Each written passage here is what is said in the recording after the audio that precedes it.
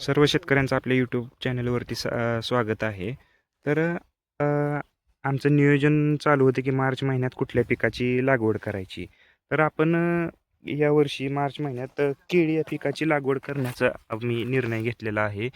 आणि हा निर्णय म्हणलं तर एकदम थोडासा जरा हटके आहे. कारण मार्च महिन्यामध्ये ऊन आणि टेम्परेचर हे बऱ्यापैकी जास्त असतं आणि अशा कंडिशनमध्ये केळी पिकाची जी चिटकून निघण्याची क्षमता किंवा पीक येण्याचं क्षमता ही हाय टेम्परेचरमध्ये खूप कमी असते. तर आपण रिस्क घेऊन या केळी पिकाची लागवड केलेली आहे.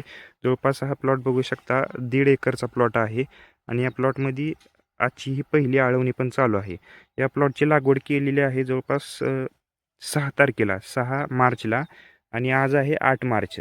तर 2 दिवस हिची लागवड चालली आणि आज तिसरा दिवस आहे. तर तिसऱ्या दिवशी आपण ही पहा ड्रिंचिंग आपली या प्लॉटमध्ये घ्यायची चालू आहे.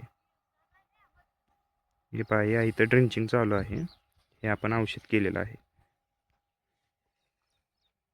तर आजच्या या व्हिडिओमध्ये आपण सांगणार आहे की या मार्चमधील लागवड केळी पिकाला पहिली ड्रिंचिंग आपण कुठली घेणार आहे आणि पहिलं स्प्रेचं नियोजन आपण काय करणार आहे, जेणेकरून या इतक्या हाय टेम्परेचरमध्ये आपल्या पिकाला कुठल्याही सनबर्निंगचा किंवा हीट स्ट्रोकचा सामना करायला भाग पडू नये म्हणून किंवा पिकाचं संरक्षण हे उन्हापासून होण्यासाठी. आणि सगळ्यात महत्त्वाचा प्रॉब्लेम म्हणजे उन्हाळ्याच्या दिवसात केळी या रोपांची व्यवस्थित लागवण किंवा व्यवस्थित मुळी चालण्यासाठी आपण कुठली आळवणी घेणं गरजेचं आहे. तर याच्याबद्दल आपण आजच्या या व्हिडिओमध्ये सांगणार आहे.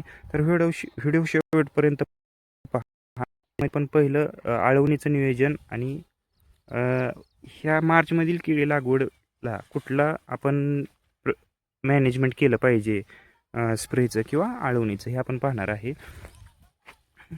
तर आपण ही टोटल 1.5 एकरचा प्लॉट आहे. या 1.5 एकरच्या प्लॉटमध्ये आपण जवळपास 1700 रोपांची लागवड पूर्ण झालेली आहे आणि इथं थोडीफार तुटाळीसाठी शिल्लक आपण ठेवलेली आहेत, जेणेकरून कदाचित तुटाळ जर झाली तर आपल्याला रोपं कमी पडू नये म्हणून आपण शिल्लक ठेवलेले आहेत. तर हे पहा, आपण ह्या झायडेक्स कंपनीच्या झायटोनिक ह्या मायक्रोरायझल बायो फर्टिलायझरच्या आपण ड्रिंचिंगसाठी आपण हे औषध घेतलं होतं. तर हे आपण ह्याचं प्रमाण आपण 200 लिटर पाण्यासाठी आपण 2.5 किलो पावडर वापरली होती आणि याच्यामध्ये 200 लिटर बॅलरसाठी आपण गुळाचा पण वापर केला होता. त्याच्यामध्ये आपण 2 किलो काळा गूळ हा आदल्या दिवशी भिजत घालून त्याची गुळवणी करून बॅलरमध्ये ओतलेलं आणि त्याच्यानंतर मग ही 2-2.5 किलो झायटोनिकची पावडर हे आपण त्या बॅलरमध्ये पूर्णपणे असं मिक्स करून ह्याचं ड्रिंचिंगसाठी आपण औषध बनवलं होतं. तर ही बॅग आहे 5 किलोची. याची आपण दोनदा ड्रिंचिंग करणार आहे. सध्या आता 2.5 किलो आणि नंतर 2.5 किलोची. अशा पद्धतीनं आपण ह्याचं ड्रिंचिंगचं नियोजन करणार आहे. तर याच्यामुळं फायदा काय होतो माहिती आहे का? याच्यामध्ये दाखवलेलं आहे बघा इथं, मकाच्या मुळीसाठी. तर मुळीसाठी मायक्रोरायझा सगळ्यात उत्कृष्ट पद्धतीनं काम करत राहतो. तर या मायक्रोरायझाचं वैशिष्ट्य काय?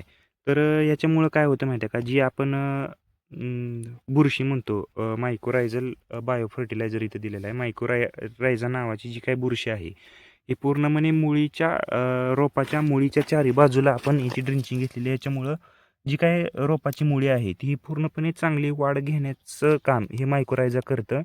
मायक्रोरायझामुळं मुळी चांगली वाढते आणि इतर जे काही अन्नद्रव्य जमिनीतून रोपाला भेटणार आहेत, तर हे पूर्णपणे उचलून देण्याचं, अपटेक करून देण्याचं काम ह्या मायक्रोरायझल बायो फर्टिलायझरचं काम असतं. आणि गुळामुळं काय होतं, तर गुळामुळं ह्या बॅक्टेरियाचा काउंट हा कंटिन्यू वाढत राहतो.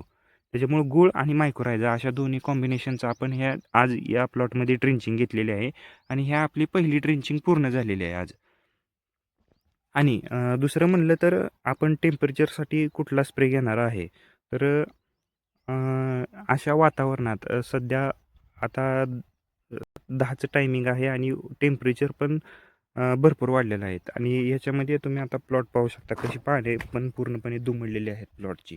तर ही सगळीकडे असं दिसून येत आहे. तर ह्या टेम्परेचरचा स्ट्रोक कमी बसण्यासाठी आपण स्प्रेमध्ये ICL कंपनीचं 113624 जे की NPK ग्रेड आहे, ह्याचा आपण वापर करणार आहे.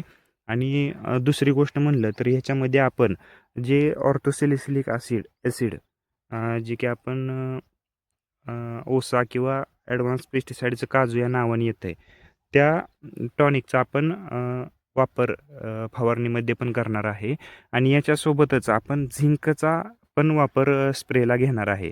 तर 11-36-24 हे पंपासाठी 100 ग्रॅम, ऑर्थोसॅलिसिलिक ॲसिड एका पंपासाठी 40 मिली आणि झिंक हे एक 10 ग्रॅम अशा पद्धतीनं आपण याचा स्प्रे घेणार आहे. त्याच्यामुळं काय होतं 11-36-24मुळं रोपाची वाढ ही चांगली चालू राहते.